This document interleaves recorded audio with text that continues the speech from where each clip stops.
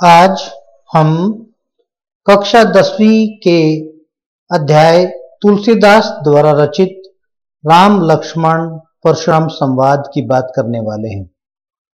राम लक्ष्मण परशुराम संवाद की पूरी तरह से बात करें उससे पहले तुलसीदास के परिचय को जानना हमारे लिए उचित है, जिससे कि हमें पता चले कि तुलसीदास जी कौन थे, क्या क्या उन्होंने लिखा, किस प्रकार की भाषा का उपयोग करते थे, उस सब के बारे में हमें जानना हमारे लिए अत्यंत आवश्यक है। आइए चलते हैं तुलसीदास के जीवन परिचय की ओर। तुलसीदास का जीवन परिचय की बात करेंगे उससे पहले आप एक बार इस नाम को देखें, स्मार्ट हिंदी वर्ल्ड को देखें, जो कि मेरा यूट्यूब चैनल है। इसको आप सब्सक्राइब करें, बेल आइकन को भी दबा दें, लाइक करें और शेयर करें, कमेंट करना ना भूलें। आइए बात करते हैं तुलसीदास के जन्म परिचय के बारे में। तुलसीदास का जन्म उत्तर प्रदेश के बांदा जिले के राजापुर गांव में सन 1532 में हुआ था। कुछ विद्वान उनका जन्म स्थान सोरो जिला एटा भी मानते हैं। तुलसीदास का बचपन का जो बहुत ही संघर्षपूर्ण जीवन व्यतीत हुआ था। तुलसीदास के जीवन के प्रारंभिक वर्षों में उन्हें बहुत कष्ट सहन करना पड़ा था और जीवन के प्रारंभिक वर्षों में उनके माता पिता का उनसे बिछोह हो गया था। मान्यता रही, कहा जाता है कि गुरु कृपा से उन्हें राम भक्ति का मार्ग मिला। वे मानव मूल्यों के उपासक कवि थे। राम भक्ति परंपरा में तुलसी अतुलनीय है। अब देखिए, यहां पर हम जो जीवन परिचय की बात कर रहे हैं, जन्म परिचय की बात कर रहे हैं, तुलसीदास जी की जो भक्तिकालीन काव्य में श्रवण काव्य धारा और श्री राम काव्य धारा, राम काव्य धारा के प्रमुख कवि तुलसीदास जिसके नाम से हम बात कर रहे हैं। यहां पर जो तुलसीदास का संक्षिप्त परिचय देने का जो प्रयास किया जा रहा है, यह केवल एनसीईआरटी पुस्तक कक्षा 10 जो हरियाणा विद्यालय शिक्षा विभाग द्वारा निर्धारित की गई है और उस आधार पर उसकी बात कर रहे हैं। यद्यपि रामचरितमानस के रचयिता तुलसीदास का जन्म इतने जन्म परिचय की यदि बात करें इतने में ही समाहित नहीं हो जाता। अभी तो उनका जन्म परिचय के ऊपर तो पूरी किताबें लिखी हुई हैं, लेकिन यहां पर संक्षिप्त हम बात करेंगे। रामचरितमानस कवि की अनन्य राम भक्ति और उनके सृजनात्मक कौशल का मनोरम उदाहरण है। उनके राम मानवीय मर्यादाओं और आदर्शों के प्रतीक हैं, जिनके माध्यम से तुलसी ने नीति, स्नेह, शील, विनय, त्याग जैसे उदात्त आदर्शों को प्रतिष्ठित किया। रामचरितमानस उत्तरी भारत की जनता के बीच बहुत लोकप्रिय है। अब देखिए, रामचरितमानस जिसके महर्षि वाल्मीकि जिन्हें रामायण लिखी और रामचरितमानस कहीं न कहीं उसी की श्रेणी को आगे बढ़ाने वाली गाथा है, ग्रंथ है। और रामचरितमानस और राम के चरित्र को लेकर, राम के जीवन को लेकर के अनेक लेखकों ने अपनी अपनी बात समय पर करने का प्रयास किया, जिसका उदाहरण, एक सुंदर उदाहरण हमारे सामने रहा। हमारे जो दूरदर्शन चैनल पर लगातार और निरंतर जो रामायण का पाठ हो रहा है, रामायण चलचित्र के रूप में जो आ रही है, जो कि रामानंद सागर द्वारा बनाई गई थी, जिसमें सभी व्यक्ति देख करके एक अनुभव, इतना सुंदर अनुभव कर पा रहे हैं जैसे वो स्वयं राम काल के अंदर जीवित रहने वाले हों।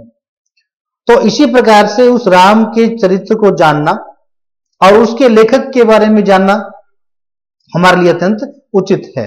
हम बता रहे हैं यहां पर कि उनके राम मानवीय मर्यादाओं और आदर्शों के प्रतीक है, जिनके माध्यम से तुलसी ने नीति, स्नेह, शील, विनय, त्याग जैसे उदात्त आदर्शों की प्रतिष्ठित किया। रामचरितमानस उत्तरी भारत की जनता के बीच बहुत लोकप्रिय है। उत्तरी भारत की जनता के बीच बहुत लोकप्रिय है। केवल उत्तरी भारत नहीं, अभी तो पूरे भारत की बात हम करेंगे कि पूरे भारत में ही वह लोकप्रिय है। मानस के अलावा कवितावली, गीतावली, दोहावली, कृष्ण गीतावली, विनय पत्रिका आदि अनेक प्रमुख रचनाएं उन्होंने लिखी। अवधी और ब्रज दोनों भाषाओं पर उनका समान अधिकार था। ऐसा नहीं कि केवल उन्होंने अवधी भाषा में अपनी बात कही, अवधी भाषा में उन्होंने लिखा, ऐसा नहीं है। जहां अवधी भाषा में रामचरितमानस लिखा, वहीं ब्रज भाषा में कवितावली और कृष्ण दोहावली जैसी रचनाएं भी उन्होंने ब्रज भाषा में लिखी। दोनों भाषाओं पर उनका समान अधिकार था। सन 1623 में काशी में उनका देहावसान का मतलब कि उनकी मृत्यु हो गई। तुलसी ने रामचरितमानस की रचना अवधी में और विनय पत्रिका तथा कवितावली की रचना ब्रज भाषा में की।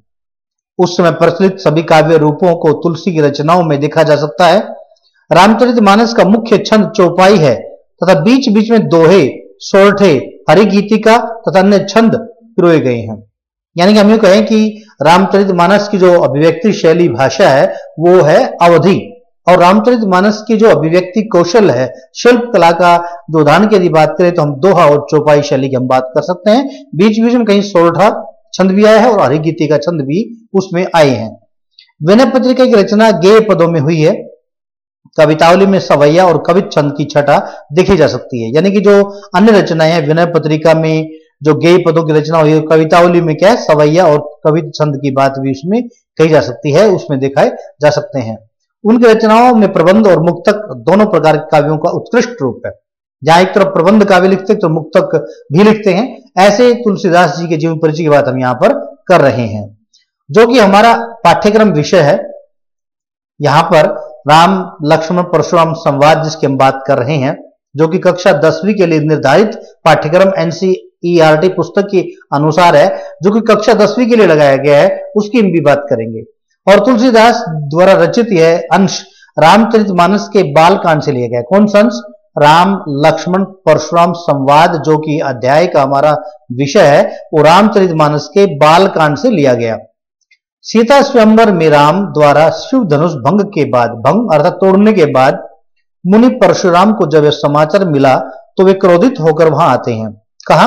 राजा जनक के यहाँ आते हैं।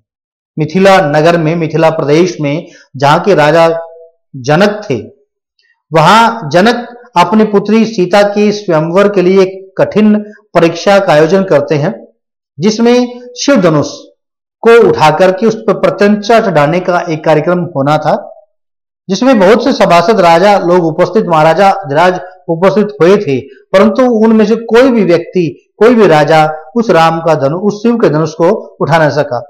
केवल श्री राम ने, जब अंतिम बार श्री राम ने इसका प्रयास किया और श्री राम ने पहली ही बार में उसको एक तरह से उठा लिया और उसकी जैसी प्रत्यंचा चढ़ाने लगे तैसे वो धनुष टूट गया।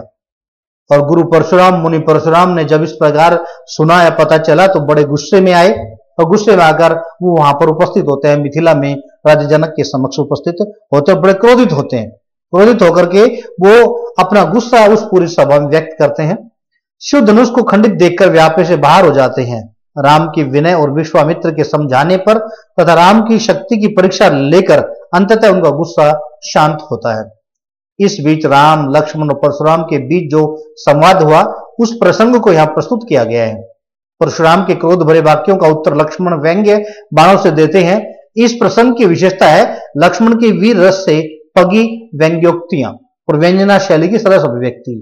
वीर रस से पगी, पगी का मतलब सनी युक्त, अर्थात लक्ष्मण द्वारा जो भी बातें कही गई परशुराम को उलाहना देने के लिए, उपालम देने के लिए, उस पर व्यंग्य करने के लिए, व्यंग्य उक्तियां, व्यंग्य से भरे कथन और व्यंजना शैली, वो एक तरह से कटाक्ष करते हैं परशुराम के ऊपर कि ये छोटा सा धनुष था, बचपन में हमने बहुत से धनुष ऐसे तोड़े हैं, तुम किस प्रकार से गुस्सा कर रहे हो? यदि एक छोटा सा धनुष टूट गया, भैया राम के हाथों यदि धनुष टूट गया तो क्या इसका फर्क पड़ता है? तुम व्यर्थ में इस प्रकार गुस्सा कर रहे हो। इस प्रकार लक्ष्मण के वीर रस से युक्त जो व्यंग्य उक्तियां थी, व्यंजना शैली की सरस अभिव्यक्ति यहां पर बाल कांड के इस अंश में, जो कि राम लक्ष्मण परशुराम संवाद में की गई है, इसकी हम पूरी व्याख्या की नेक्स्ट वीडियो में बात करेंगे।